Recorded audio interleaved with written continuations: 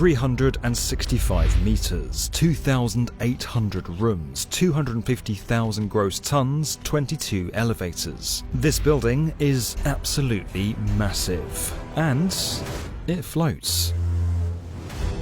But this isn't some New York skyscraper, it's the Icon of the Seas, the world's largest cruise ship. Forget the ideas of futuristic floating cities like in Korea or the Maldives. This one is happening right now, and it has the internet in a craze. My only question is, were there room for lifeboats? Am I the only one who finds this terrifying? If you thought building a structure on land was complex, try doing it on the water. There'll be 40 restaurants, a water park, 8 distinct neighbourhoods, and guests are going to be able to access their very own central park.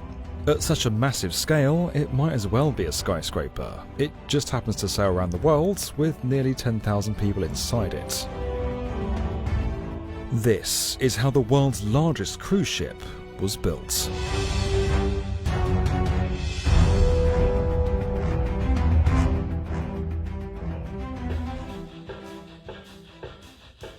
Five times the size of the Titanic and 35 metres taller than the height of the Eiffel Tower, the Icon of the Seas is a huge ship, to say the least. It's like if you took the Chrysler Building, laid it on its side, and put it in the ocean, except this boat would still be 46 metres longer. When it sets sail in 2024, the Icon of the Seas will take the title from the current largest operating ship, the Wonder of the Seas, by an additional 3 metres and 2 decks. Construction's taken around 2.5 years, and it's all being built by Meyer Turku Shipyard, one of Europe's top shipbuilders in Turku, Finland. But before the massive construction process even began, designs were first tested in Royal Caribbean's high-tech innovation lab known as the Cave. It's a room-sized virtual reality simulator in Miami. Here, teams looked at renderings from all different angles before making any decisions. Once the design was finalised, work in Finland's shipyard could finally begin. It all started with 2 long-standing maritime traditions, the steel cutting ceremony followed by the keel laying ceremony. Both happen in a dry dock, a sort of narrow basin that can later be filled with water. And the steel cutting stage is when, you guessed it, the first bits of steel for the ship are actually cut. Then, during the keel laying ceremony, the bottom parts of the ship are actually put into place. During the Icon ceremony, a 3,000-ton crane was used to lift a massive steel block into the dock. From there, the ship continued to grow upwards. Think of it as a giant Lego set or game of Tetris. Engineers built parts of the ship, including the 2,800 staterooms, block by block in a separate location in the shipyard. Each piece was then craned onto the dock and carefully stacked and welded into its final position, working from the bottom of the ship upwards.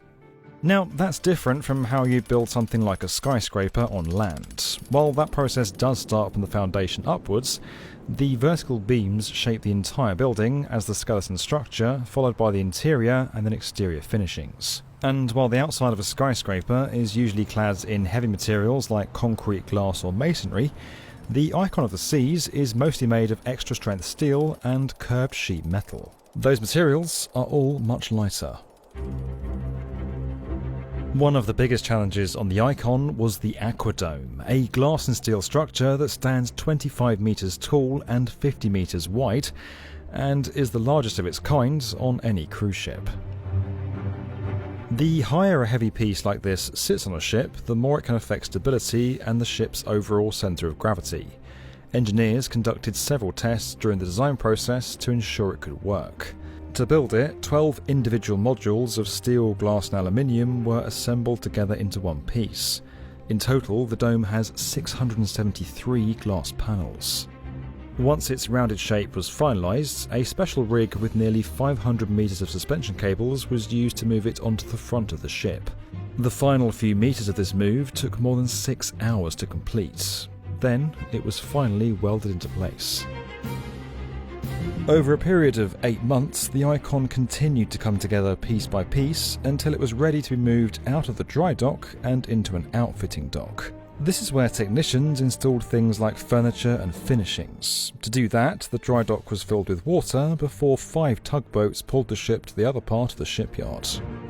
After a few more months of work, the ship underwent its first round of sea trials, where everything from the engines to the steering system were put to the test in the water. The first trials lasted a few days and covered hundreds of kilometres. Another round is going to follow later this year. Now, we've kind of guessed what you're all thinking. How on earth does a structure this big actually float? And how does it operate? After all, this is essentially a massive skyscraper floating out at sea. Well, according to the science of buoyancy, an object can float as long as the amount of water that is displaced is equal to its mass. The Icon may be big, but the ocean is infinitely bigger, and there's a lot of open space on board that helps equalise its weight. As we said, materials like extra strength steel are used throughout most of the ship.